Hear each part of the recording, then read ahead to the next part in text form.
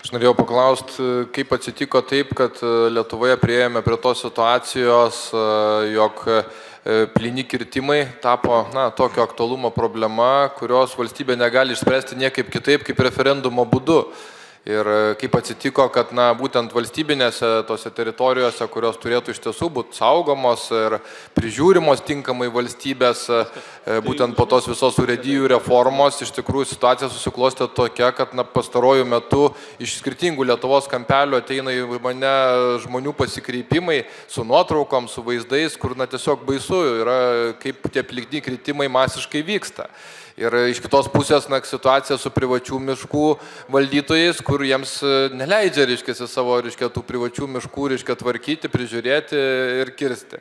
Tai kaip tą išspręsti? Ar tikrai jūs esate tikri, kad pavyks surengti sėkmingai referendumą? Dėkui. Tai aš gal atkreipiu kelis dalykus tokį dėmesį. Tai pirmiausia, aišku, apskritai dėmesys aplinkosaugai, gamtai, turbūt kolegos sutiks su mumis, pastaraisiais metais ateina ir į Lietuvą, sakykime, tas didesnis padidintas dėmesys, tai be abejo tos visuomeninės reakcijos į vykstančius procesus, jeigu jie yra galbūt ne iki galo geri arba reikia daugiau to dėmesio aiškinimuose, be abejo iššaukia daugiau dėmesio.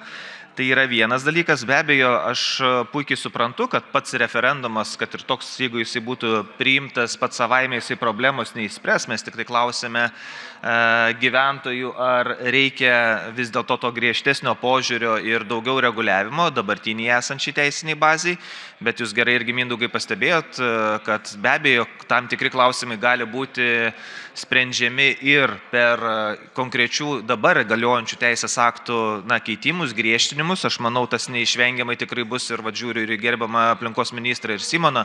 Tikrai žinau, yra tam tikrų iniciatyvų ir kurios ir pasiekė mūsų parlamentą arba dar pasieks artimiausių metų, bet man atrodo, tai pačio prieštaravimo tame supriešinti to tikrai nereikia. Aš manau, tos iniciatyvos gali eiti ir dabar lygiai grečiai, bet papildomai atsiklausti, ar tai tikrai yra svarbus klausimas, man atrodo, yra svarbu ir esminis galbūt dalykas yra šioje vietai dar ir tas, kad kadangi vyktų kartu su Europos parlamento rinkimais, būtent birželio 9 dieną, manome, kad tai paskatintų irgi piliečius aktyviau dalyvauti tuose kartais nepelnytai nuvertinamuose rinkimuose būtent Lietuvos gyventojus, nes, kaip žinote, Europos parlamento rinkimai nesutampa su prezidento, todėl, aišku, tas aktyvumas bus šiek tiek tikėtina, žiūrint į istorinės perspektyvas mažesnis, todėl, aišku, norime suaktyvinti ir tą balsavimą. Ir dar buvo irgi kolegų tokių pasvarstymų, kodėl galbūt tos iniciatyvos nedarome kartu su